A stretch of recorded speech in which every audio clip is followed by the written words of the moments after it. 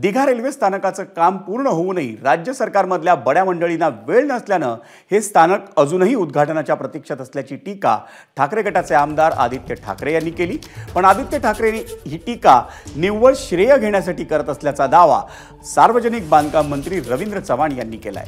रेल्वेच्या योजनांमध्ये राज्य शासनाकडून देणं अपेक्षित असलेला 50% हिस्सा हा महाविकास आघाडीच्या 2.5 वर्षांच्या काळात देण्यात आला नव्हता। त्यामुळे महाराष्ट्रात बरीच कामं अडली होती, पण महायुती सरकारनं आपल्या वाट्याचा 50% हिस्सा दिल्याचं मंत्री चव्हाणांनी स्पष्ट केलं।